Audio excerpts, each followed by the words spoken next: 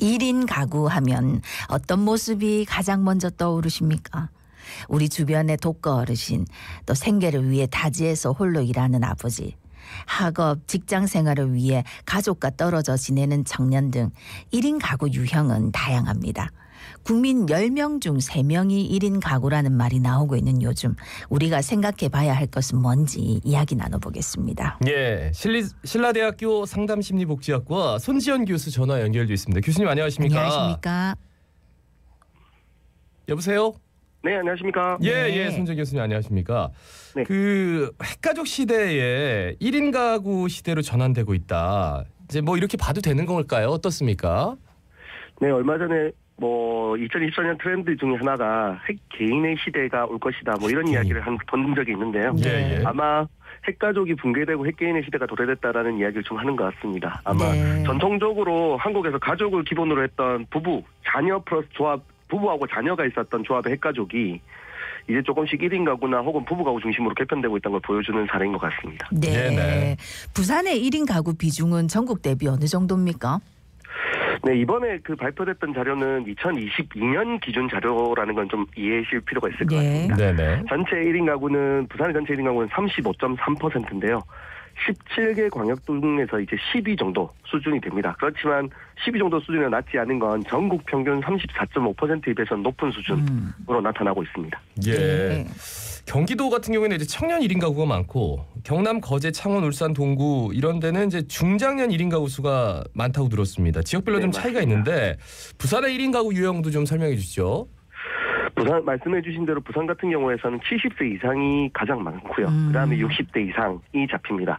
다른 지역이 주로 20대나 중장년이 많은 거에 비해서는 조금 차이를 보이고 있는데 이거는 사실은 부산이 가지고 있는 경제적 특성하고 연관된 부분이라고 보여지는데요. 어쨌든 이건 연령대에 대한 기준으로 한번 보시면 좋을 것 같고, 하나는 또 원도심에 집중적으로 배치돼 있다는 걸 좀 특징적으로 보셔야 될 것 같습니다. 중구, 동구, 서구, 영도구 지역이 노인 1인 가구의 비율이 압도적으로 높게 나타나고 있는 모습을 보입니다. 네, 부산 같은 경우에 노인 1인 가구가 압도적으로 많다.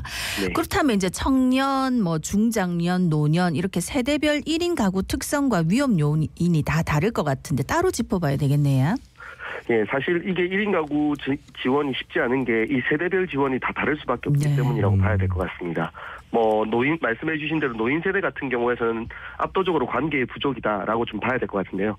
사실 제가 이제 70대 이상이나 60대라면 부산이 가지고 있는 동력이 좀 낮다라고 생각하실 텐데, 부산은 전국에서 젊은 노인의 비율, 요일드라는 표현을 쓰기도 합니다. 영한 올드라고 해서. 네, 요일드라고 하기도 하는데, 젊은 노인의 비율이 가장 높은 특성을 가지고 있는데, 이분들 같은 경우에서는 생활의 안정은 기반으로 하되 관계가 좀 부족하다는 게 보여지는 거고요.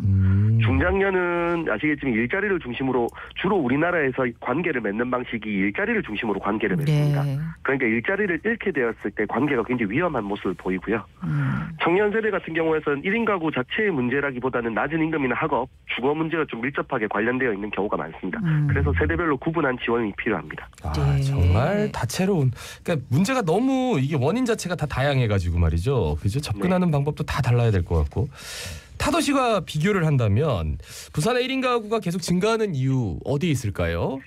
사실 이 1인 가구 증가하는 개인한테 물어봐서 나올 수 있는 이야기가 아니기 때문에 좀 예상을 해야 될 것 같은데요. 부산의 작년에 이제 2022년 기준 했을 때 부산의 유입 인구가 3135건, 유출이 35,971건, 그러니까 순유출이 5,836가구입니다. 그럼 이거 생각해보면 노인 가구가 1인 가구가 증가를 하고 있다는 사실과 좀 연계시키면 부산이 다른 지역과 했었을 때 생산 활동을 중심으로 한 경제적 활동이 위축되어 있다는 걸 예상할 수 있게 됩니다. 젊은 층을 중심으로 했던 인구 유출과 인구 감소, 그래서 자연스럽게 비경제적 인구로 좀 분류되고 있는 노인 1인 가구 비율이 높아지는 거 아닌가라고 봐야 될 것 같고요. 이번 조사는 아니지만 제 개인적으로 조사했던 거 보면은 부산의 20대가 증가하고 있는 또 다른 것 중에 하나는 학업은 20대들이 학업을 위해서 부산의 유입 인구가 꽤 많거든요. 그러니까 아마 이 1인 가구는 노인 인구 중심으로 좀 많이 해석을 하는 게 좀 맞는 것 같습니다. 물론 노인 인구 비율이 높아지는 거에 대한 이견은 있는데 도시 동력이 전체적으로 낮아지는 것은 분명한 사실인 것 같습니다. 그러니까 20대가 증가해. 그런데 그거는 이제 공부하러 오는 거고, 또 취업은 또 딱 하루 가는 거니까 또 나갑니다. 오히려 1인 가구는 이제 노년 쪽으로 포커스를 놓고 봐야 된다라는 말씀. 네, 그러니까 그 노년의 포커스를 맞춰서 보면 이 노년의 1인 가구가 겪는 제일 큰 어려움이 어려움이 아까 뭐 지적도 하셨지만 뭐 관계 부족 이런 외로움일 텐데 사실은 그것보다 먹고 사는 일이 더 큰 문제가 아닐까 싶은데 어떻습니까? 네. 그 1인 가구 평균소 이번 조사에 보면 1인 가구 평균 소득이 한 3,010만 원 정도 잡힙니다. 그럼 괜찮은 거 아니냐라고 하실 수 있는데 전체 가구 평균이 6,762만 원이기 때문에 반밖에 되지 않습니다. 네. 그런데 이거는 필수 가계 지출, 주거라든지 식재료라든지 저희가 뭐 요즘 통신비까지 꼭 나가야 되는 비용이 있지 않습니까? 네. 이렇게 생각해 보면 3,000만 원, 3,010만 원 정도 되는 가구 소득은 사실은 거의 여유 자금이 없다는 걸로 확인할 수 있을 것 같습니다.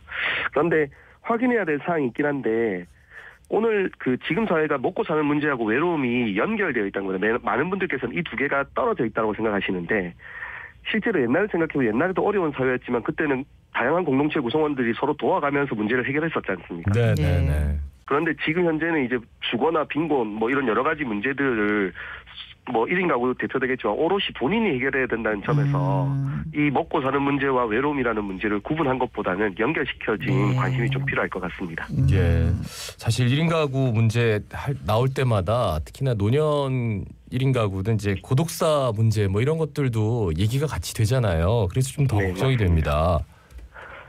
맞습니다. 그 고독사 관련한 문제가 지금 부산에서 사실은 전국적으로 제일 크게 관심을 받았던 부분이지 않습니까? 예. 그 고독사와 관련했었을 때 가장 많은 대상이 중장년 남성으로 그때 당시에 나타났었습니다. 네. 이거는 노인이 아니라 중장년 남성이다라고 하는 모습은 그 많은 분들께서 놀라신 분들도 계셨었는데 노인에 대해서는 지금 최근에 사회적 지원이 좀 많지 않습니까?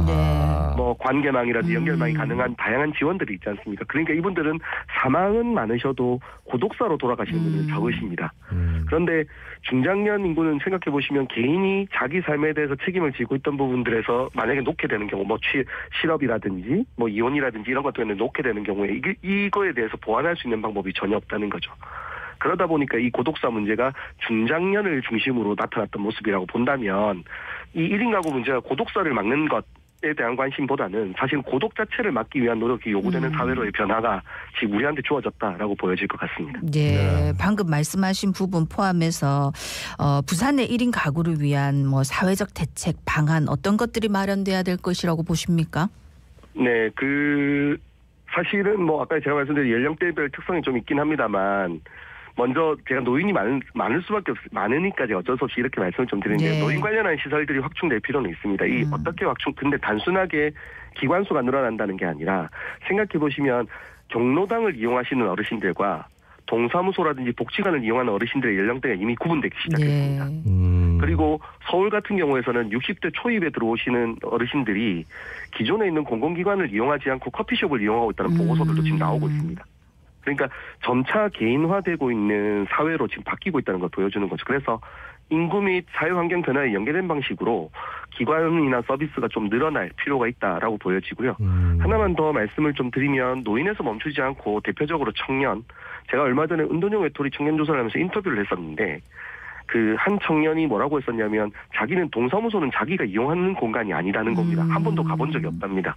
왜 그렇게 이야기했냐라고 했더니 그곳은 언제나 나이 많은 사람들이 어려운 사람들이 가는 거지 자기가 안 간다고 이야기하는 겁니다. 이거는 가장 기본이라고 생각했던 공공시설을 통한 관계 형성조차 낮아진 부산의 모습을 보여주는 사례라고 보여집니다.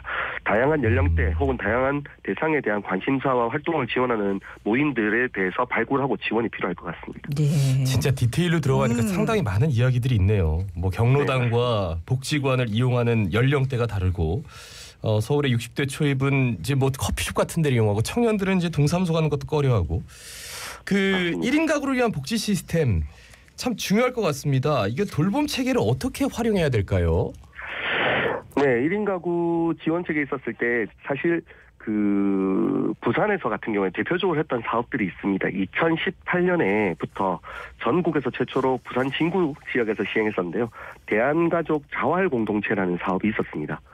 홀몸 노인들이 모이셔가지고 사회적 가족 4명에서 6명 정도 구성이 되는데 이분들이 일상적이고 정기적인 교류가 가능하도록 만들었던 사업입니다. 사실 우수 사업으로 해서 이미 굉장히 많은 지원을 받았던 사업이죠.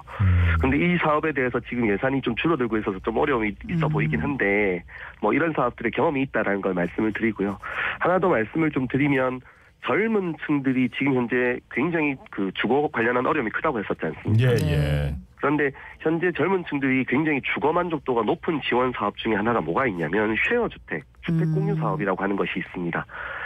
부산에 있는 일반 주택을 임대해서 4명에서 8명 정도 되는 청년들이 그 쉐어해서 이제 공유하면서 사용할 수 있도록 했던 공간인데요. 이게 잘 보면은 사실 부산에서도 충분히 관련 지원 사업에 효과가 있을 수 있다라고 보여집니다. 그리고 하나만 더 말씀드리면 서울에서 가장 만족도 높은 사업 중에 하나가 병원 동행 같은 일상생활 지원 서비스였거든요. 네, 이런 것 같은 경우에는 좀 구체적으로 좀 부산에서도 빨리 도입될 필요가 있다고 보여집니다. 그러니까 병원할 때 같이 가주는 거예요? 네, 맞습니다. 병원 동행을 같이 해주는 겁니다. 그러니까 좋은 사례들이 또 부산에도 좀 많이 적용이 되면 좋겠네요. 네, 맞습니다. 오늘 말씀 여기까지 듣습니다. 고맙습니다. 고맙습니다. 네, 감사합니다.